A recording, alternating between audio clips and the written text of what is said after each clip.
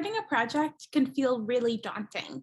A good place to start is by conducting a needs assessment. First, let's look at what a needs assessment is. A needs assessment helps you understand what the needs of the community are. Each community has different needs, and being able to identify those needs is where you will find the beginning of your project.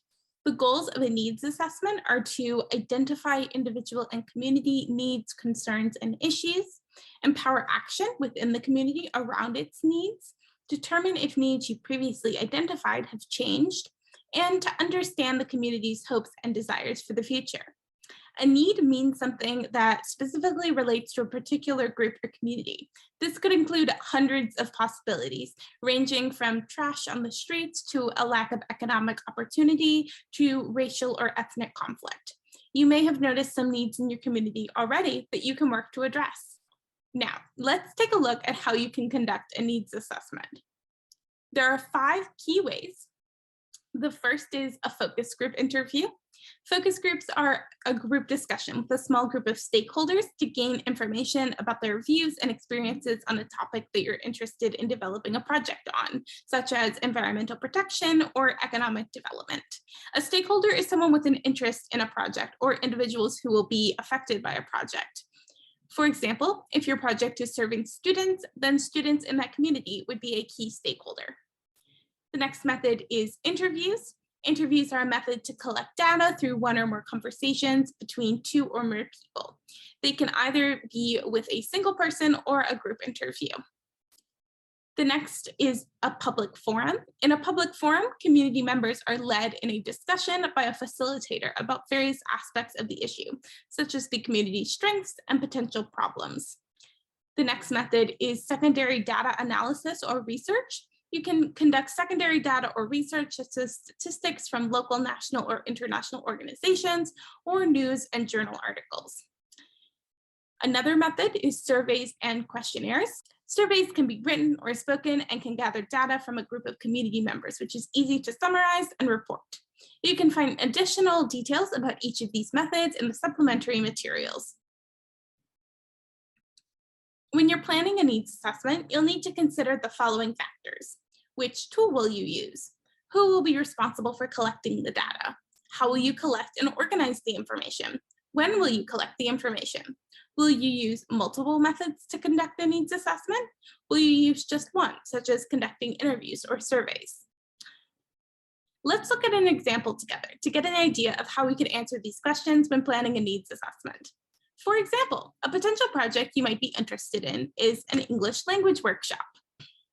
When you're planning this project, one tool you might be able to use is an interview. So a YES alum might interview one of the potential project beneficiaries, such as a student from the local high school, and take notes on the conversation. You'll also want to include when the information will be collected, so you have a clear timeline for conducting your needs assessment. Another tool might be a survey. Multiple YES alumni could complete this, or just one. In order to develop the survey, YES alumni will develop a questionnaire to understand the needs of the community and distribute it to 50 beneficiaries, such as students from middle and high schools in the area. Students can have the option to either fill out written versions of the survey or answer verbally and have a YES alum record their answers. And again, you'll want to include when the information will be collected.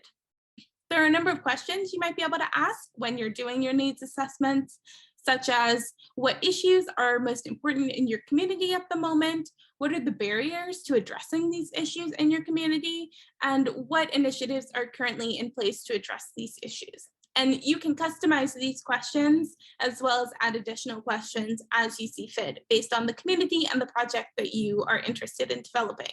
In addition, you're going to want to identify tools and collection methods, assign a point person to collect information, and set a timeline before beginning your needs assessment. This will help you be well prepared for identifying the needs in your community.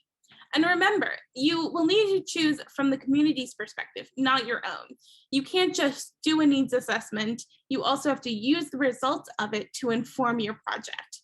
The needs assessment helps us identify the areas in the community that we can address in a community project.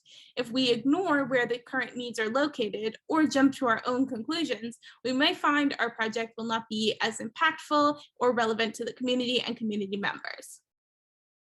Now, let's hear from an alumna who conducted a needs assessment as part of an alumni project. Hi everyone, my name is Janelle Malone and I am a YES alumna from Suriname. I was hosted in Elkhart, Indiana through American Councils.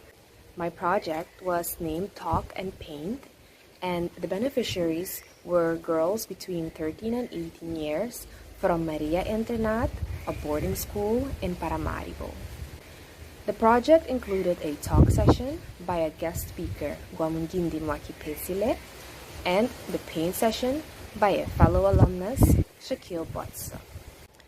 Initially, we already had a topic for the talk session, but we later decided that it is best to cater to the needs of the community. The needs assessment tool used was asking questions via email to the chaperone of the boarding school, who asked the girls what they'd like to discuss.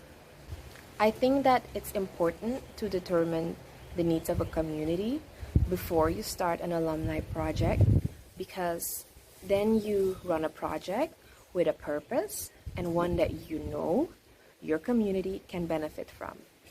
I have some tips for my fellow YES alumni who are interested in determining the needs of the community as part of their project. I recommend you to not do all the work alone. Work with a team and assign roles. Depending on your type of project, approach your audience in advance and ask what they prefer. You can also do this in the form of a survey, direct observations, and interviews. Or have a focus group. As with the Talk and Paint project, we kept the focus on young girls and within a certain age category. Other tips I'd like to share are make a plan and implement it step by step. Keep the sustainability of your project's message in mind. Be prepared for unforeseen circumstances. Have a what if or backup plan. Think solution-oriented. And don't forget to ask for feedback from both the participants and the people that assisted you. Reflect on what went well and what didn't.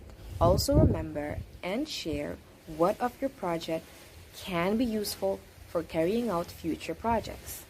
From here, I wish you good luck with your project planning and execution. Bye! In this video, we learned the different methods you can use to conduct a needs assessment and how a YES alumna put these methods into practice for her own project. After watching this video, consider what method would be most effective for your project and start developing a plan for how you'll implement a needs assessment in the community you're working in. Then you can move on to the next video to learn how to do community mapping for your project.